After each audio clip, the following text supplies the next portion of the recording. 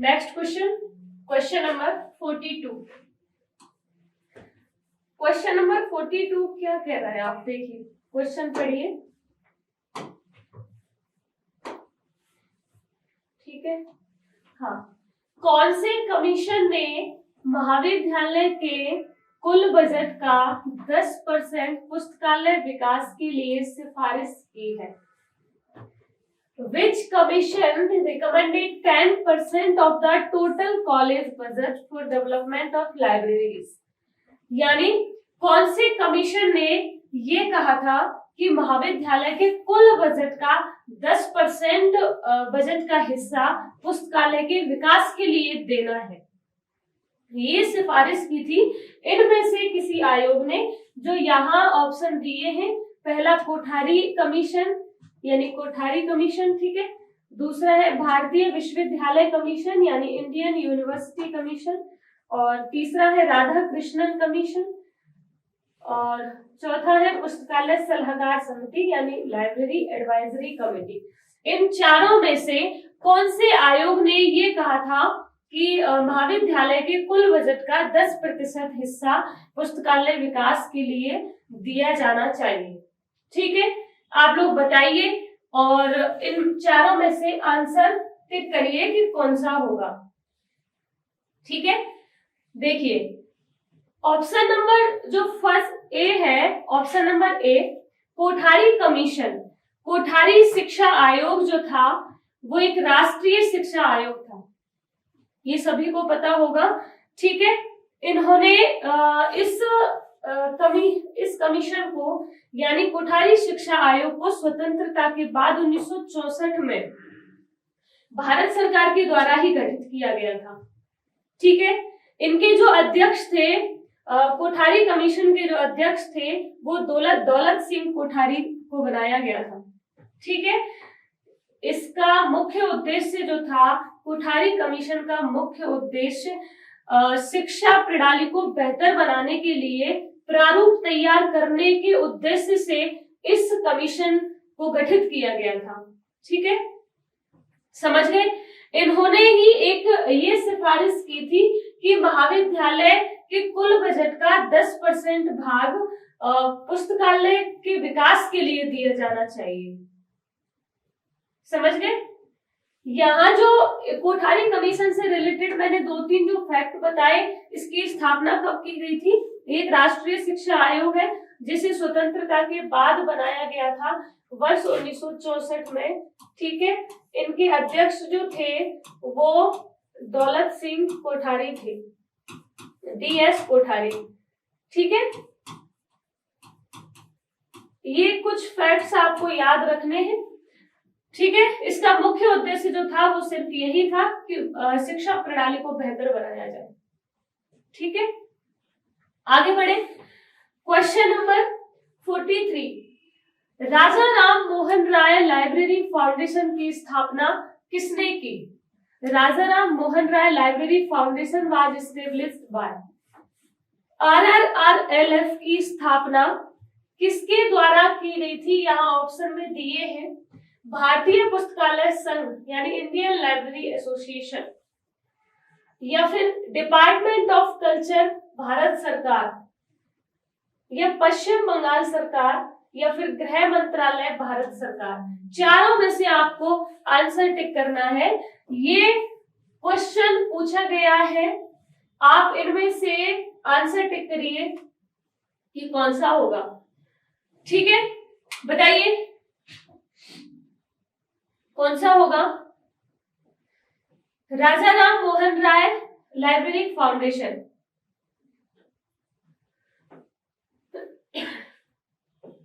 राजा Ram Mohan Roy library foundation की स्थापना department of culture Bharat सरकार द्वारा की गई थी, यानी भारत सरकार के संस्कृति मंत्रालय के द्वारा इसकी स्थापना की गई थी।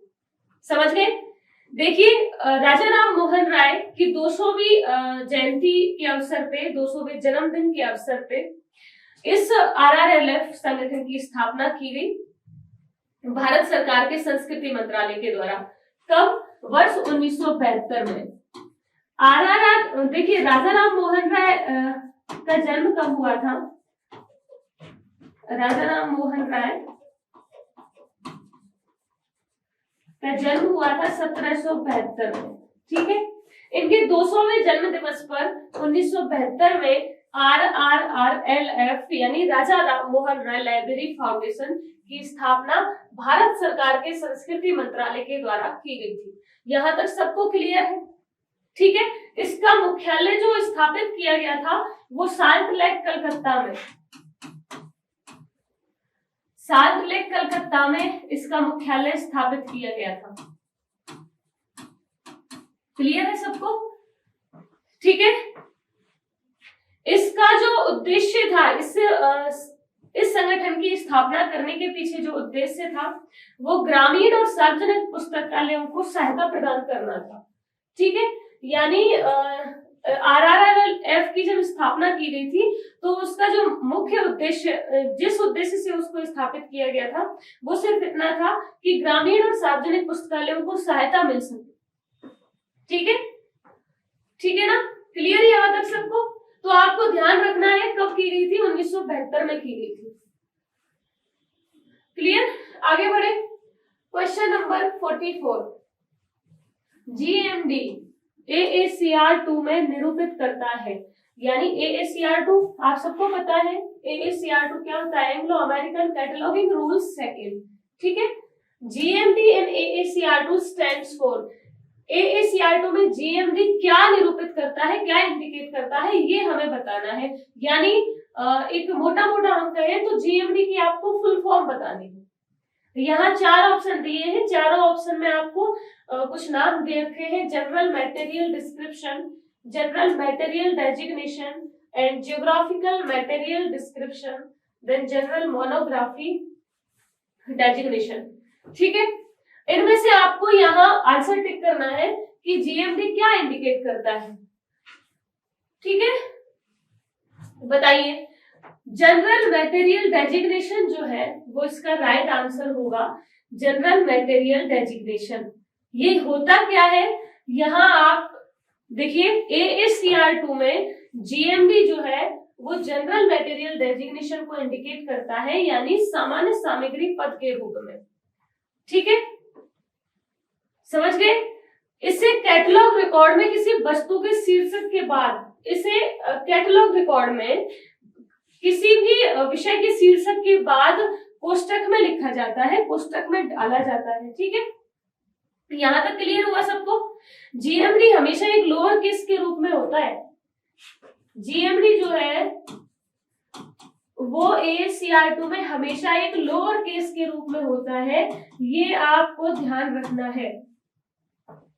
समझ गए ना? वर्गाकार कोष्ठकों के अंदर ये इसे समाहित किया जाता है, GMD को वर्गाकार कोष्ठक के अंदर। क्लियर हुआ? समझ गए सारे बच्चे? 2013 में GMD को RDA के द्वारा हटा दिया गया था। RDA का भी सबको पता है, रिसोर्स डिस्क्रिप्शन एंड एक्सेस, है ना? यहाँ पहले AACR2 में GMD को लिया जाता था और GMD को जो है वो जनरल मटेरियल डेजिग्नेशन के रूप में निरूपित किया जाता था, लेकिन RDA के द्वारा, RDA की फुल फॉर्म भी पता है ना सबको, resource description and access. RDA के द्वारा इसे 2013 में GMD को हटा दिया गया। ठीक है, यहाँ क्वेश्चन बन सकता है क्योंकि ये जो है वो लेटेस्ट अपडेट है इसकी, कि RDA के द्वारा GMD को किस वर्ष हटाया गया AACR2 में से, तो 2013 में। क्लियर हुआ? चलिए आगे बढ़े, क्वेश्चन नंबर 45। साधारणतया पुस्तकालय सूची है, आप बताइए इनमें से, यहाँ पूछा है इन जनरल लाइब्रेरी कैटलॉग यानी पुस्तकालय सूची क्या होती है। आपको ऑप्शन दिए हैं: पुस्तक प्रदर्शन हेतु एक उपकरण, an aid for displaying books, and पुस्तकों की एक सूची, ए लिस्ट ऑफ बुक्स, एक पुस्तकालय की पुस्तकों की सूची, a list of books of a particular library, एक पुस्तकालयों की पुस्तकों की सूची, a list of books of the libraries. आपको आंसर देना है इन चारों में से कौन सा होगा। बताइए, साधारणतः पुस्तकालय सूची क्या होती है? आपको पता होगा कि पुस्तकालय सूची जो है, लाइब्रेरी कैटलॉग जो है, वो एक पुस्तकालय में पुस्तकों की सूची का रख रखाव करती है।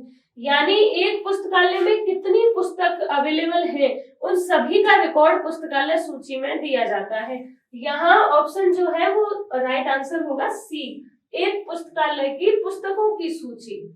ठीक है, यानी हमारे एक लाइब्रेरी में मान लो जितनी पुस्तकें अवेलेबल हैं, उन सभी का रिकॉर्ड कहाँ है, ये हमें अगर मालूम करना है तो वो पुस्तकालय सूची में हमें मिलेगा। ठीक है ना, समझ गए? लाइब्रेरी कैटलॉग में हमें सभी पुस्तकों के बारे में जानकारी मिलेगी, यानी कौन कौन सी पुस्तकें इस पुस्तकालय में अवेलेबल है। अगर ऐसा हमें देखना है तो हम सीधा लाइब्रेरी कैटलॉग उठाएंगे, पुस्तकालय सूची उठाएंगे और वहां से हम इसकी जानकारी ले लेंगे। ठीक है, यहाँ तक सबको समझ में आया? कैटलॉग शब्द जो है वो ग्रीक भाषा के कैटलॉगोस शब्द से बना है। किससे बना है? ग्रीक भाषा से कैटालोगोस। ये आपको याद रखना है क्योंकि ये पूछा जाता है बार बार कि कैटलॉग शब्द किस भाषा के शब्द से बना है, तो ग्रीक भाषा के शब्द से बना है। ठीक है, कौन से शब्द से? तो कैटालोगोस शब्द से बना है। क्लियर हुआ सबको? पुस्तकालय सूची का जो मानक साइज होता है वो आप सभी को पता है, अगर नहीं पता तो थोड़ा सा ध्यान दीजिएगा। ठीक है, पुस्तकालय सूची का जो मानक साइज होता है उसे एक बार देखिए आप लोग, इंच में अलग है और सेंटीमीटर में अलग है, और ये दोनों ही क्वेश्चन पूछे गए हैं। आप ध्यान रखिएगा कि पुस्तकालय सूची का जो मानक साइज होता है वो 5x3 इंच, इंच में अगर पूछे तो 5x3 होगा। ठीक है, समझ गए? ध्यान रखना है, अगर पुस्तकालय सूची का मानक साइज इंच में पूछा जाए तो 5x3 होगा, लेकिन अगर उसे सेंटीमीटर में पूछ ले तो 12.5 गुणा 7.5 सेंटीमीटर होगा। ठीक है, ये क्वेश्चन बार बार कई एग्जाम में पूछा गया है और इस वाले पेपर में भी ये पिछले साल पूछा गया था। तो आपको ध्यान रखना है कि मानक साइज अगर ऑप्शन में आपको सेंटीमीटर में दिख रहे हैं तो सेंटीमीटर के ही चारों ऑप्शन वहां आएंगे और चारों ऑप्शन में से आपको राइट पे टिक करना है 12.5 गुणा 7.5। ठीक है, दूसरा अगर सेंटीमीटर में नहीं है, इंच में है, तो इंच में आपको ध्यान रखना है 5x3। ये दोनों ही पुस्तकालय सूची का मानक साइज इंडिकेट करते हैं। क्लियर हुआ सबको? सबको क्लियर हुआ? आगे बढ़े, चलिए क्वेश्चन नंबर 46। निम्न में से कौन सा प्रबलता का उपसूत्र से संबंधित है? Which of the following is concerned with canon of prepotence? आप बताइए कि निम्न में से कौन सा प्रबलता के उपसूत्र से संबंधित है? बताइए आप लोग कि इनमें से कौन सा प्रबलता के उपसूत्र से संबंधित है। यहाँ मतलब ऑप्शन जो दिए हैं वो कुछ इस तरीके से हैं कि आपको ऑप्शन देख के बताना है कि प्रबलता का उपसूत्र इनमें से किससे संबंधित है, यानी संदर्भ सेवा से संबंधित है, रेफरेंस सर्विस, या फिर प्रलेखन सेवा, डॉक्यूमेंटेशन सर्विस, या वर्गीकरण से, या सूचीकरण से, क्लासिफिकेशन से, या कैटलॉगिंग से। ठीक है, आप इनमें से बताइए। हमने पहले पिछली क्लास में भी पढ़ा था कि पुस्तकालय सूची के अलग से उपसूत्र होते हैं और पुस्तकालय वर्गीकरण के अलग उपसूत्र होते हैं। ठीक है, 43 उपसूत्रों को हम एक साइड में पढ़ते हैं और 9 उपसूत्रों को हम एक साइड में पढ़ते हैं। यहाँ पूछा है प्रबलता का उपसूत्र जो किससे संबंधित है, राइट आंसर होगा सूचीकरण से। ठीक है, प्रबलता का उपसूत्र जो है वो सूचीकरण से संबंधित है। आप सभी को पता होगा कि पुस्तकालय सूचीकरण के आदर्शक सिद्धांतों का जो प्रतिपादन किया था वो डॉक्टर एस आर रंगनाथन ने किया था। ठीक है, पुस्तकालय सूची के आदर्शक सिद्धांतों का प्रतिपादन डॉक्टर एस आर रंगनाथन ने किया था। ठीक है, जिसके अंतर्गत 3 पदों को मुख्य रूप से माना था उन्होंने, और जो 3 पद थे वो एक तो सूत्र था लॉ, एंड दूसरा जो था सिद्धांत जिसे प्रिंसिपल बोल रहे हैं, ठीक है, और तीसरा था उपसूत्र जिसे हम कैनन बोल रहे हैं। समझ गए यहां तक? चलिए, आदर्शक सिद्धांतों को 3 पदों में उन्होंने मुख्य रूप से विभाजित किया था, जिनमें उन्होंने लॉ यानी सूत्र दिया, सिद्धांत और उपसूत्र, ठीक है, ये दिए। उसके बाद उन्होंने क्या किया कि सूचीकरण के सबसे पहले जब उपसूत्रों का वर्णन किया था तो उन्होंने अपनी पहली पुस्तक थी जो जिसे 1938 में प्रकाशित किया गया था, थ्योरी ऑफ लाइब्रेरी कैटलॉग, ठीक है, थ्योरी ऑफ लाइब्रेरी कैटलॉग को वर्ष 1938 में प्रकाशित किया, थ्योरी ऑफ लाइब्रेरी कैटलॉग को, ठीक है। ये इनका सबसे पहला सूचीकरण के उपसूत्रों में सबसे पहला जो ग्रंथ था वो ये था कि इसमें 1938 में उन्होंने सबसे पहले उपसूत्र का जिक्र किया, जिसमें उन्होंने 6 उपसूत्र दिए थे, ठीक है। क्लियर हुआ यहां तक सबको? मेरे ख्याल से आप लोग सब समझ पाए होंगे। ये इसमें यही पूछा गया है और ये बोला है कि इनमें चारों में से किससे संबंधित है प्रबलता का उपसूत्र, तो सूचीकरण से संबंधित है प्रबलता का उपसूत्र। क्लियर हुआ यहां तक सबको? मेरे ख्याल से आप लोग सब समझ पाए होंगे। बताइए यहां तक सभी को क्लियर हुआ? प्रबलता का जो उपसूत्र है वो किससे संबंधित है? सूचीकरण से संबंधित है, ठीक है। अब देखिए, ये आपको बताने की जरूरत है या फिर आप लोगों को मालूम है कि जो पहले library of theory of library catalogue में जो 6 उपसूत्र दिए थे वो 6 उपसूत्र कौन कौन से थे? यहां मैं लिख देती हूँ, ठीक है। थ्योरी ऑफ लाइब्रेरी कैटलॉग जिसे वर्ष 1938 में प्रकाशित किया गया था, उसमें जो 6 उपसूत्र थे वो 6 उपसूत्र कौन कौन से थे? संगतता का उपसूत्र जिसे कैनन ऑफ कंसिस्टेंसी बोल रहे हैं, ठीक है, कैनन ऑफ कंसिस्टेंसी।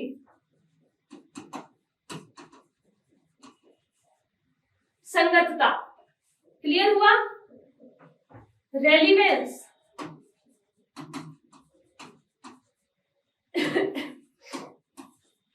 समझते चलिए आप लोग।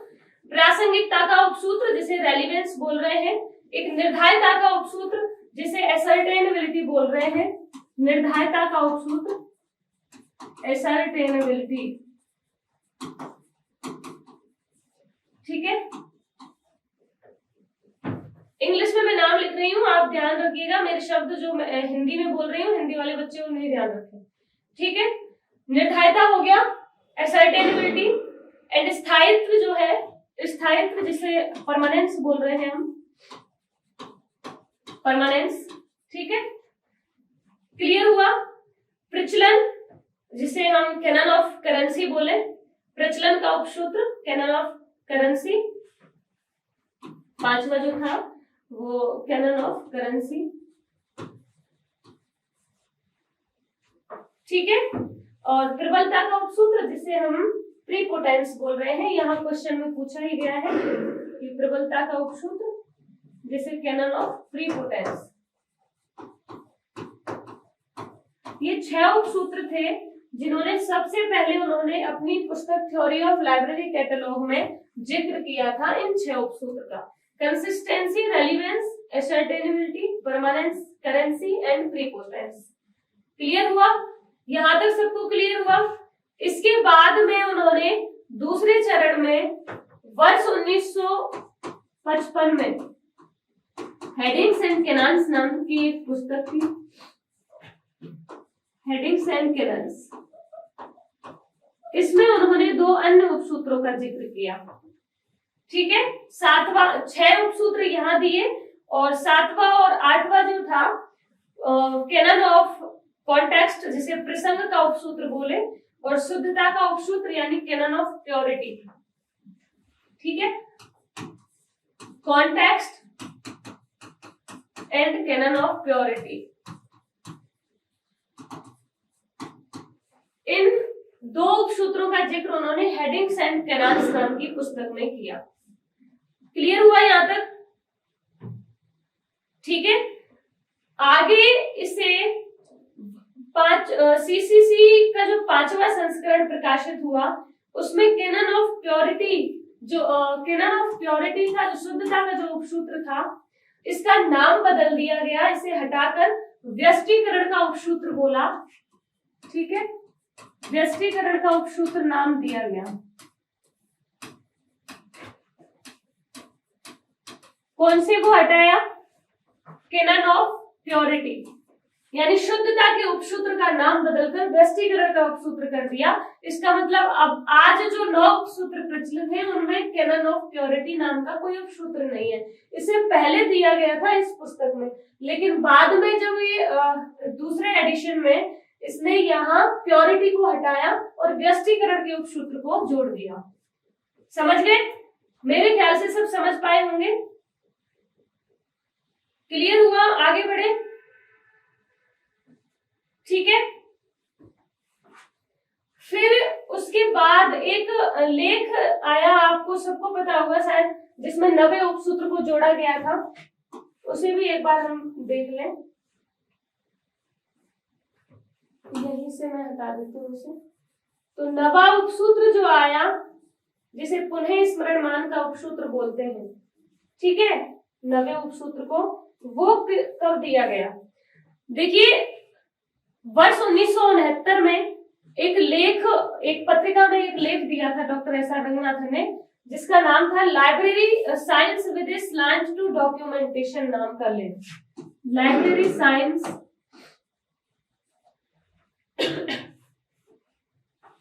सबको पता है ना, library science with a slant to documentation. मैं नाम को इसलिए लिख रही हूं क्योंकि यहाँ नाम पूछे जा सकते हैं एग्जाम में ऑप्शन देकर। ठीक है, library science with a slant to documentation नाम का एक लेख प्रकाशित किया, जिसमें उन्होंने अंतिम व 9वें उपसूत्र का प्रतिपादन किया था। ठीक है, जो 9वां उपसूत्र जो था वो पुनः स्मरणमान का उपसूत्र था, पुनः स्मरणमान। ठीक है, क्लियर हुआ? कैनन ऑफ रिकॉल वैल्यू, ये इनका अंतिम उपसूत्र था।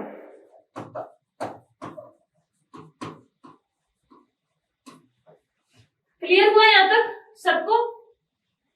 ठीक है ना? तो ये 6 जो उपसूत्र थे वो थ्योरी ऑफ लाइब्रेरी कैटलॉग में दिए। ये जो 2 अन्य उपसूत्र थे ये हेडिंग्स एंड कैनान्स में दिए। ठीक है, फिर उसके बाद इस प्योरिटी को हटाया, व्यष्टीकरण का उपसूत्र जोड़ा, और फिर लास्ट में 9वां उपसूत्र जो था वो पुनः स्मरणमान का उपसूत्र, जिसे कैनन ऑफ रिकॉल वैल्यू कह रहे हैं। ठीक है, क्लियर हुआ सबको? चलें आगे बढ़े। क्वेश्चन नंबर 47, सर्वान वर्ण सूची, शब्द को सूची जिसे बोलते हैं, में सम्मिलित की जाती है। डिक्शनरी कैटलॉग कंसिस्ट ऑफ, इसमें इनमें से क्या सम्मिलित किया जाता है? यहाँ ऑप्शन दिए हैं। ऑप्शन नंबर 1, केवल आख्या प्रविष्टियां यानी ओनली टाइटल एंट्रीज, या फिर केवल लेखक प्रविष्टियां ओनली ऑथर एंट्रीज, या फिर विषय प्रविष्टियां जिसे हम सब्जेक्ट एंट्रीज बोल रहे हैं, या फिर वर्णानुक्रम में सभी प्रकार की प्रविष्टियां, all types of entries in alphabetical order. ठीक है, आप बताइए कि सर्वान वर्ण सूची जिसे शब्द को सूची बोल रहे हैं, इसमें क्या सम्मिलित किया जाता है? यहाँ इनमें से आप आंसर दें कि कौन सा होगा। ठीक है, सर्वान वर्ण सूची जिसे शब्द को सूची भी बोलते हैं, इसमें वर्णानुक्रम में सभी प्रकार की प्रविष्टियां सम्मिलित की जाती हैं। समझ रहे? All types of entries in alphabetical order, वर्णानुक्रम में। आपको ध्यान रखना है ये शब्द वर्णानुक्रम में सभी प्रकार की प्रविष्टियां इसमें सम्मिलित की जाती हैं सर्वान वर्ण सूची या शब्दकोश सूची में। डिक्शनरी कैटलॉग यहाँ नाम दिया है तो उसी से आप समझ जाइए कि वर्णानुक्रम यानी वर्ण क्रम में जो व्यवस्थित होंगी वो सारी एंट्रीज यहाँ शामिल की जाएंगी। ठीक है, समझ गए? इसमें ये जो वर्णानुक्रम दिया है यहाँ शब्द, डिक्शनरी कैटलॉग में हमेशा जो व्यवस्थापन होता है वो वर्णानुक्रम में होता है, वर्ण क्रम में होता है। समझ गए? क्लियर हुआ? तो यहाँ मुझे ज्यादा कुछ समझाने की जरूरत नहीं है, आपको इतना इस शब्द से ही समझ में आ रहा होगा कि यहाँ डिक्शनरी कैटलॉग नाम दिया है तो इसका इनसे क्या रिलेशन है। यहाँ वर्णानुक्रम में जितनी प्रविष्टियां होंगी उन सभी प्रकार की प्रविष्टियों को सर्वानुवर्ण सूची में शामिल किया जाएगा। क्लियर हुआ? चलिए नेक्स्ट क्वेश्चन, क्वेश्चन नंबर 48। सूची का आंतरिक स्वरूप कौन सा नहीं है? यहां पूछा है which is not the inner form of the catalogue, यानी सूची का इनमें से कौन सा आंतरिक स्वरूप नहीं है। Inner form of the catalogue इनमें से कौन सा नहीं है? ऑप्शन नंबर ए लेखक सूची, जिसे हम ऑथर कैटलॉग बोल रहे हैं, और दूसरा है सूची का पुस्तक स्वरूप, सूची का पुस्तक स्वरूप जिसे हम बुक फॉर्म ऑफ कैटलॉग बोल रहे हैं, तीसरा आख्या सूची जिसे टाइटल कैटलॉग बोल रहे हैं, और चौथा है वर्गीकृत सूची यानी क्लासिफाइड कैटलॉग।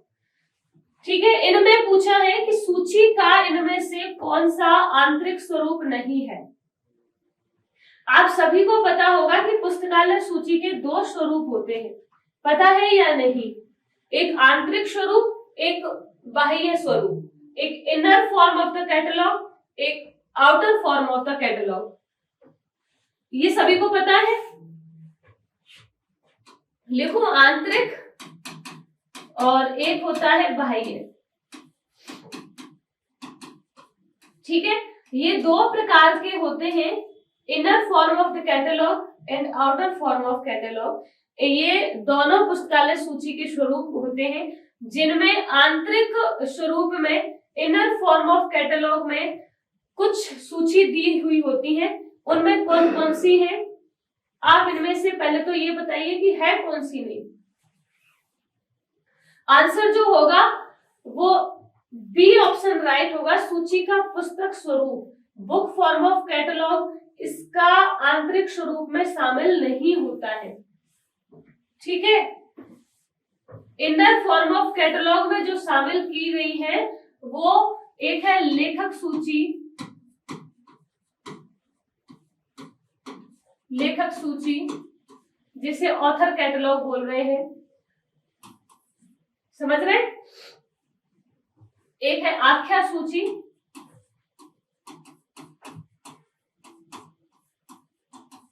आख्या सूची जिसे टाइटल कैटलॉग बोल रहे हैं, तीसरा है विषय सूची जिसे सब्जेक्ट कैटलॉग बोल रहे हैं, और चौथा है वर्गीकृत सूची, वर्गीकृत सूची जिसे क्लासिफाइड कैटलॉग बोल रहे हैं। ठीक है, जो इनर फॉर्म ऑफ कैटलॉग होता है पुस्तकालय सूची के दो स्वरूपों में, जो इनर फॉर्म के अंदर शामिल होते हैं वो ये चार होते हैं, लेखक सूची यानी author catalogue, title catalogue, subject catalogue and classified catalogue. ठीक है, यहाँ ये जो ऑप्शन नंबर बी है सूची का पुस्तक स्वरूप, बुक फॉर्म ऑफ कैटलॉग, ये इनर फॉर्म में शामिल नहीं होता है, आप लोग ध्यान रखें। आगे इस क्वेश्चन को लेके सतर्क रहे, पूछा जा सकता है।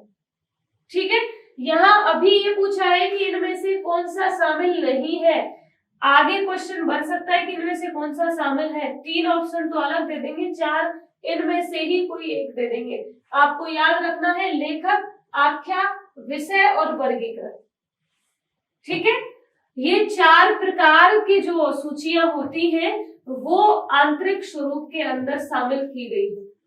क्लियर हुआ यहां तक सबको? आगे बढ़े, क्वेश्चन नंबर 49। डीडीसी 19वां संस्करण पद्धति है। डीडीसी यानी ड्यूई डेसिमल क्लासिफिकेशन, इसका 19वां संस्करण जो है वो इनमें से कौन सी पद्धति के अंतर्गत शामिल किया गया था?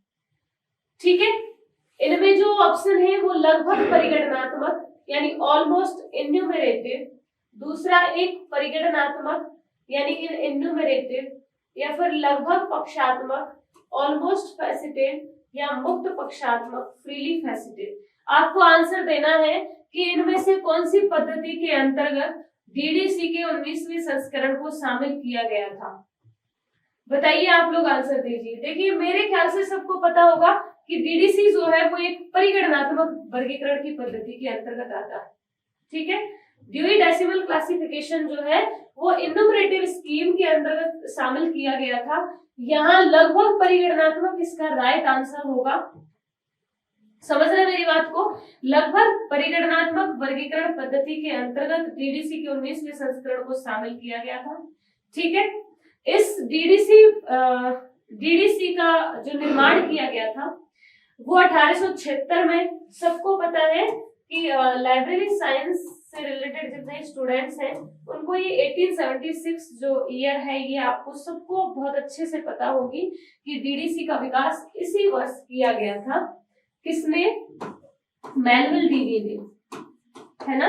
ये भी आपको पता होगा, मेलविल डीवी ने डीडीसी वर्गीकरण पद्धति का विकास किया 1876 में।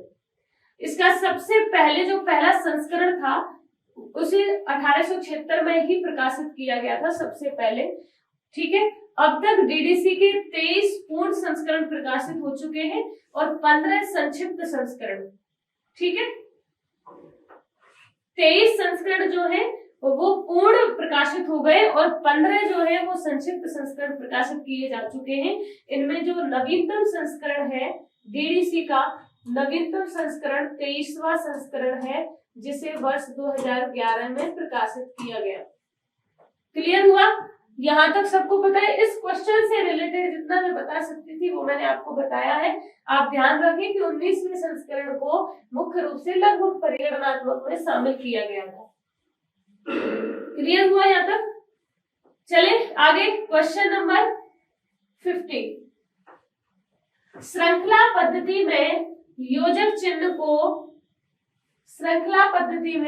चिन्ह को प्रदर्शित करते हैं। बताइए। In chain procedure connecting symbols represent. यहाँ ऑप्शन दिए हैं खोज कड़ी, शॉर्ट लिंक, खोज कड़ी एंड शॉर्ट लिंक, एंड मिथ्या कड़ी, फॉल्स लिंक, और 4 है लुप्त कड़ी जिसे मिसिंग लिंक बोल रहे हैं। ठीक है, आप बताइए कि इनमें से आंसर कौन सा होगा। श्रृंखला पद्धति में जो योजक चिन्ह है उनको मिथ्या कड़ी के रूप यानी फॉल्स लिंक के रूप में प्रदर्शित करते हैं। ठीक है, आप ध्यान दीजिएगा, मिथ्या कड़ी जो है फॉल्स लिंक योजक चिन्ह को, श्रृंखला पद्धति में योजक चिन्ह को मिथ्या कड़ी के रूप में प्रदर्शित करते हैं। ठीक है ना? क्लियर हुआ? यहाँ तक जो कनेक्टिंग सिंबल है उसे मिथ्या कड़ी के रूप में प्रदर्शित करते हैं। अब देखिए, श्रृंखला प्रक्रिया जो है वो विशेष शीर्षक प्राप्त करने की एक मुख्य विधि के रूप में माना जाता है श्रृंखला प्रक्रिया को। ठीक है, चेन प्रोसीजर को जब भी हम विषय शीर्षक बनाते हैं तो विषय शीर्षक प्राप्त करने में जो प्रमुख भूमिका अदा करती है वो चेन प्रोसीजर है। ठीक है, चेन प्रोसीजर से ही हम एक शीर्षक को बना सकते हैं। इस चेन प्रोसीजर मतलब श्रृंखला प्रक्रिया विधि है उसे रंगनाथन के द्वारा विकसित किया गया था। ठीक है, इस विधि का प्रयोग रंगनाथन ने सीसीसी क्लासिफाइड कैटलॉग कोड जो है,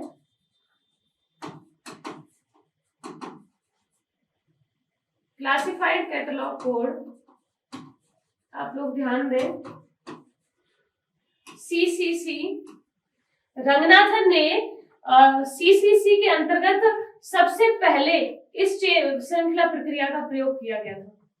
ठीक है, रंगनाथन द्वारा। इसके तहत 4 कड़ियों को जोड़ा गया। इसके तहत 4 जो कड़ी थी उनका निर्माण किया गया। सीसीसी में सबसे पहले श्रृंखला प्रक्रिया का प्रयोग किया, जिसमें 4 कड़ियों को मुख्य रूप से लिया गया। ठीक है, एक थी मिथ्या कड़ी, जिसे फॉल्स लिंक बोल रहे हैं, मैं लिख ही रही हूं यहां, ध्यान देना, मिथ्या कड़ी। ठीक है, समझ रहे। एक है अखोज कड़ी, जिसे अनसॉर्ट लिंक बोल रहे हैं। तीसरा है खोज कड़ी, जिसे शॉर्ट लिंक बोल रहे हैं। ठीक है, और चौथा है लुप्त कड़ी, जिसे मिसिंग नंबर बोल रहे हैं। ठीक है, लुप्त कड़ी। यहां आपको दिया है खोज, अखोज, मिथ्या और लुप्त, ये चारों ही थी। इन चारों को ही उन्होंने चेन प्रोसीजर में शामिल किया था, श्रृंखला प्रक्रिया में। ठीक है, लेकिन यहां जो पूछा था वो योजक चिन्ह को प्रदर्शित करती है, यानी कनेक्टिंग सिंबल को इनमें से कौन सी कड़ी प्रदर्शित करती है, उसका आंसर था मिथ्या कड़ी। ठीक है, श्रृंखला प्रक्रिया में योजक चिन्ह को मिथ्या कड़ी द्वारा प्रदर्शित किया जाता है। क्लियर हुआ? चलिए आगे बढ़े। क्वेश्चन नंबर 51,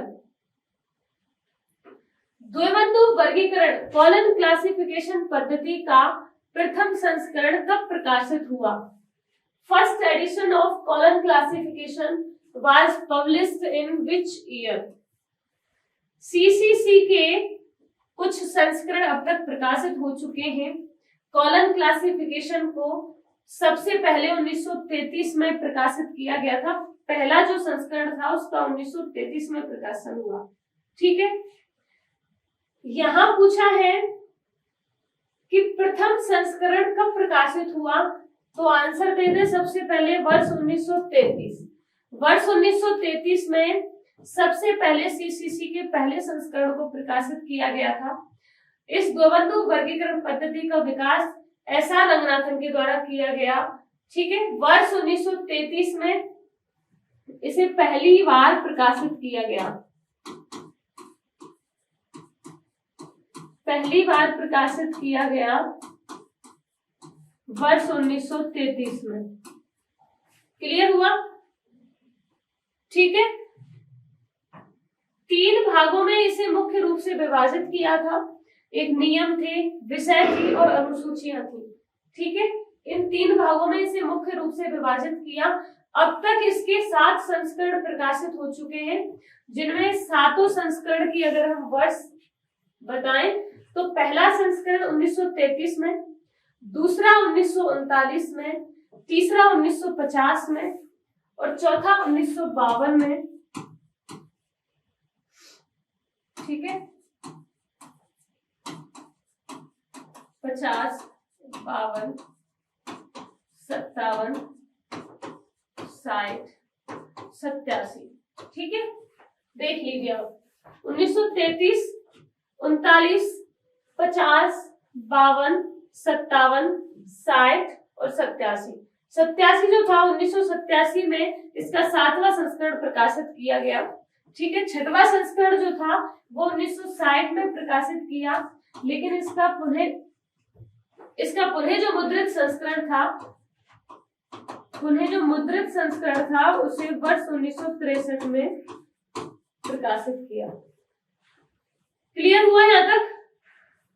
तो आप लोग सीसी के कॉलन क्लासिफिकेशन के 7 संस्करण की वर्ष आप जरूर ध्यान रखें, क्योंकि ये हर एग्जाम में पूछा गया है। यहाँ से 1% जरूर बनता है, यानी कॉलन क्लासिफिकेशन के किसी भी संस्करण की वर्ष को पूछ सकते हैं कि 5वां संस्करण कब प्रकाशित हुआ या चौथा संस्करण कब प्रकाशित हुआ। तो आपको इन 7 संस्करण की जो वर्ष है वो आपको ध्यान रखनी है। ठीक है, 33, 39, 50, 52, 57, 60, 87 इस तरीके से आपको टिप्स पे याद रखने हैं कि पूरे जो 7 संस्करण हैं उनको किस वर्ष प्रकाशित किया गया था। क्लियर हुआ? आगे बढ़े अब यहाँ देखिए question number 52।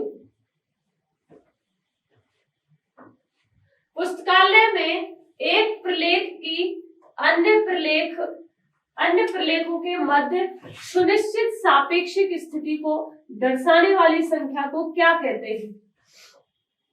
The ordinal number which fixes the position of a document in a library relative to the other document belonging to the same class is known as। आपको इनमें से बतानी है कि पुस्तकालय में एक प्रलेख की अन्य प्रलेख के मध्य, यानी एक पुस्तक है उसे किसी दूसरी पुस्तक से अगर भिन्न दिखाएं, सापेक्षिक स्थिति को दर्शाने वाली जो संख्या होती है वो इनमें से कौन सी होती है? ऑप्शन दिए हैं वर्गांक यानी क्लास नंबर, दूसरा है क्रमांक संख्या यानी कॉल नंबर, तीसरा है ग्रंथांक यानी बुक नंबर, चौथा है संग्रहांक यानी कलेक्शन नंबर। ठीक है, आपको इन चारों में से राइट ऑप्शन पे टिक करना है कि इनमें से कौन सा एक ऐसी संख्या है जिसके जरिए हम एक प्रलेख को अन्य प्रलेख के मध्य की जो स्थिति है कि इनमें क्या डिफरेंशिएट है उसे हम दर्शाते हैं। तो वो किसके जरिए? क्रमांक संख्या के जरिए, यानी कॉल नंबर के जरिए हम उसे एक दूसरे से अलग कर सकते हैं।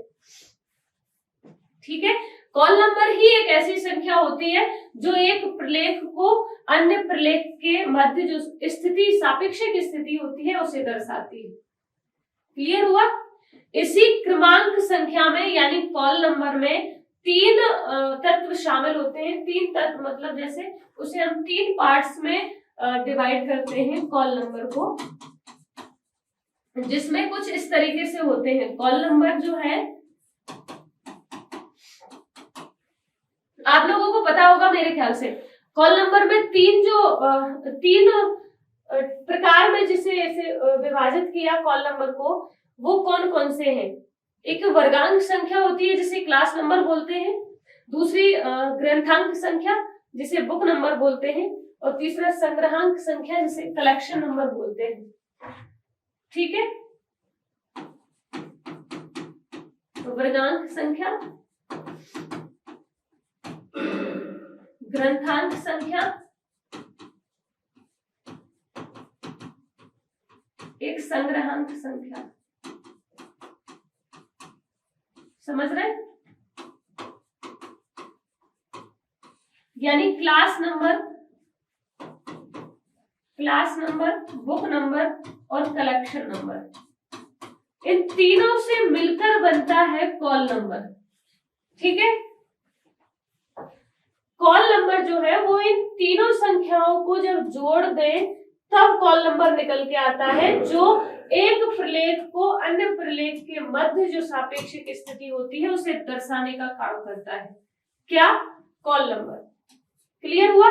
क्रमांक संख्या जिसे बोल रहे हैं कॉल नंबर, इसके ही 3 तत्व होते हैं, इनको अपन कहें तो वर्गांक, ग्रंथांक और संग्रहांक। ठीक है ना? मेरे ख्याल से सबको यहाँ समझ में आया होगा।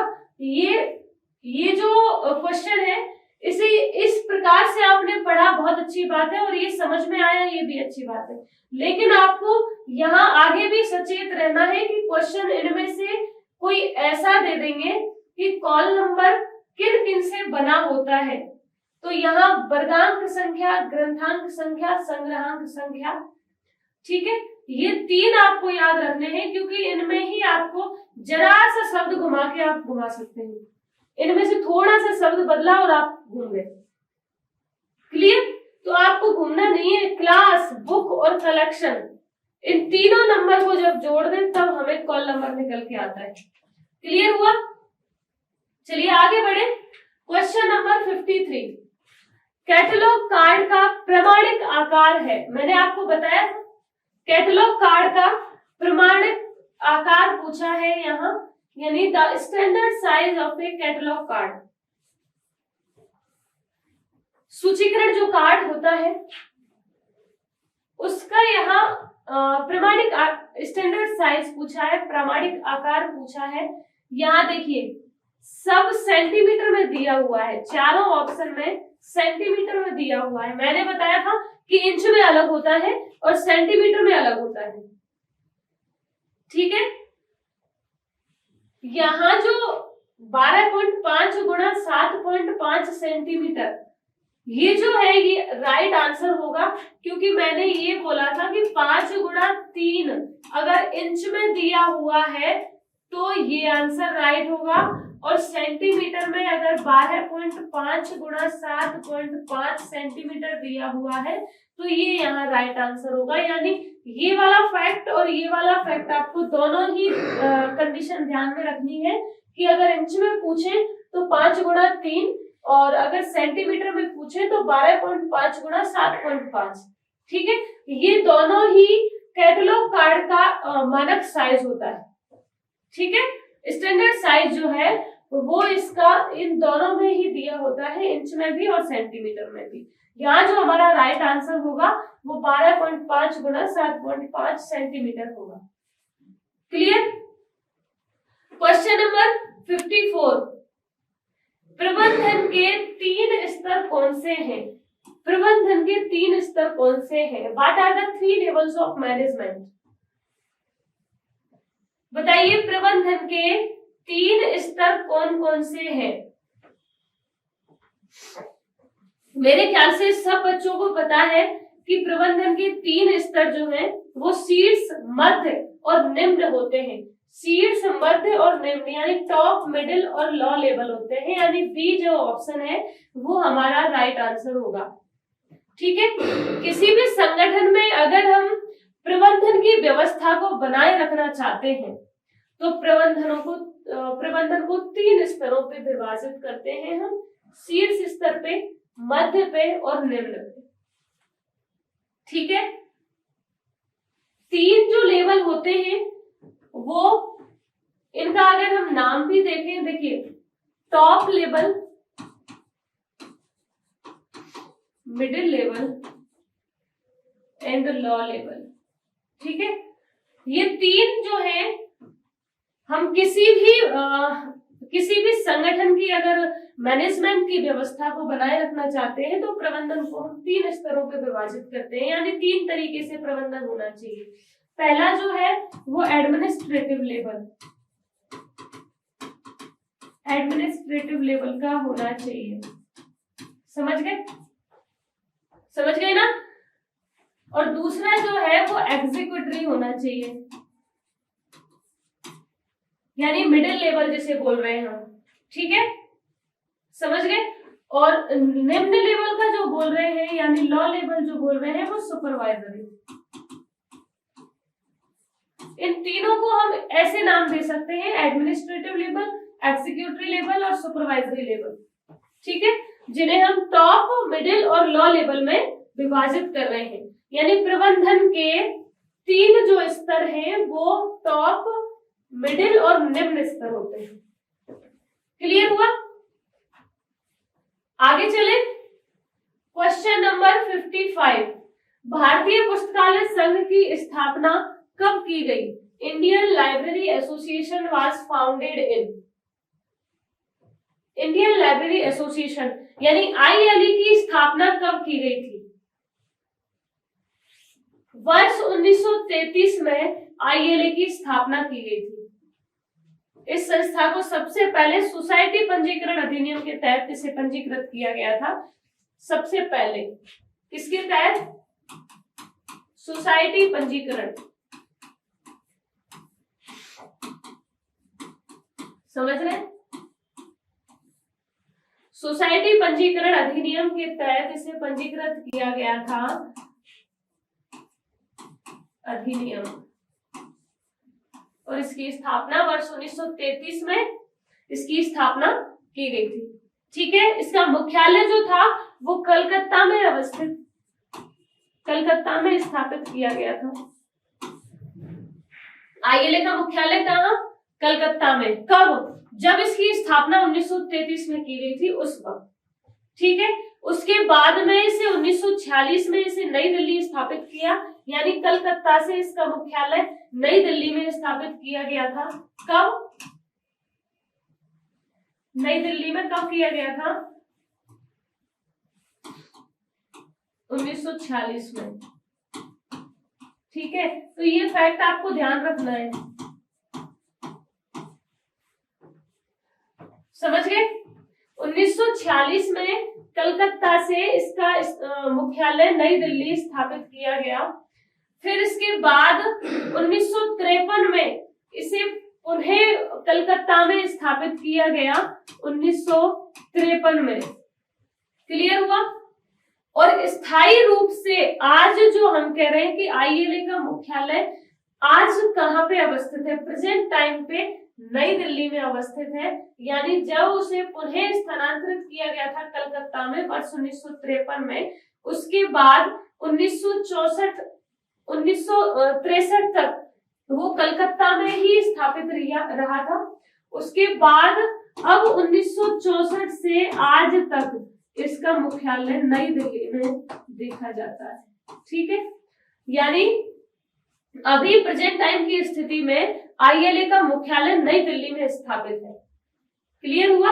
आपको अगर यूं पूछे कि भारतीय पुस्तकालय संघ की जब स्थापना हुई थी उस वक्त इसका मुख्यालय कहाँ था? कलकत्ता में था। ठीक है, तो वर्ष 1946 में इसका मुख्यालय नई दिल्ली स्थापित किया गया, नई दिल्ली में। फिर उसके बाद 1953 में इसे पुनः स्थानांतरित किया कलकत्ता में, और कलकत्ता के बाद यहाँ 1953 से 1963 तक यहाँ कलकत्ता में ही रहा। फिर 1964 के बाद से आज तक इसका मुख्यालय नई दिल्ली में माना जाता है। ठीक है, नई दिल्ली में स्थापित किया गया है। और अगर आज पूछे भारतीय पुस्तकालय संघ का मुख्यालय कहाँ है, तो आप लोग आंसर नई दिल्ली दे। क्लियर हुआ? समझ गए? भारतीय पुस्तकालय संघ के जो प्रकाशन है उनमें प्रकाशन में मुख्य रूप से जो नाम लिया जाता है वो एक ILA बुलेटिन का लिया जाता है। ILA बुलेटिन, और पूछा भी जाता है कि ILA बुलेटिन किसकी मतलब ये जो ILA बुलेटिन नाम की जो पत्रिका है वो उसे किसके द्वारा प्रकाशित किया गया? तो ILA के द्वारा। ठीक है, इसका नाम ILA बुलेटिन है जिसे ILA द्वारा प्रकाशित किया जाता है। ये एक त्रैमासिक पत्रिका है, ये भी आपको ध्यान रखना है क्योंकि पेपर में पूछा जाता है कि ILA बुलेटिन किस प्रकार की है? त्रैमासिक। ठीक है ना? क्लियर हुआ? आगे बढ़े हम। Question number 56।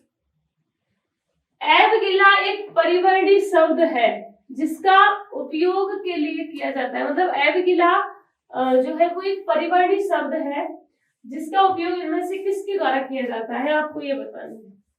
ठीक है, किसके लिए किया जाता है?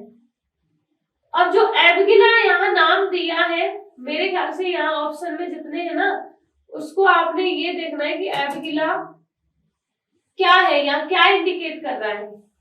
ऑप्शन में एब्स्ट्रैक्ट, बुलेटिन तथा ग्रंथालय, यानी एब्स्ट्रैक्ट, बुलेटिन एंड ग्रंथालय। बी एनाल्स, बुलेटिन तथा ग्रंथालय। सी है एब्स्ट्रैक्ट, ग्रंथ सूची तथा ग्रंथालय। और डी है एनाल्स, ग्रंथ सूची तथा ग्रंथालय। आपको आंसर देना है। ठीक है, एवगिला जो शब्द है, एवगिला जो शब्द है वो इनमें से किसके लिए प्रयुक्त किया गया है, यानी A4 क्या है, B क्या है और ये क्या है, ये आपको बताना है। ठीक है, तो यहाँ A जो है वो एनाल्स के लिए बोला जा रहा है। समझ रहे हैं ना? A जो है वो यहाँ एनाल्स के लिए बोला जा रहा है। B जो है वो बुलेटिन है। ठीक है, और ये जो GILA जो है वो पूरा एक नाम है जिसे ग्रंथालय बोला गया है। ठीक है, यानी एनाल्स, बुलेटिन तथा ग्रंथालय। ऑप्शन नंबर बी जो है वो यहाँ राइट होगा। इन तीनों शब्दों के लिए इसका उपयोग किया जाता है एवगिला का। किस किस के लिए? एनाल्स, बुलेटिन तथा ग्रंथालय के लिए। ठीक है, भारतीय पुस्तकालय संघ द्वारा 1949 से 53 के मध्य, 1949 से, ध्यान रखना किस किस के मध्य, 1949 से 53 के मध्य इसे 3 खंडों में प्रकाशित किया गया था। ठीक है, एबगिला को सब पहले इसे एबगिला को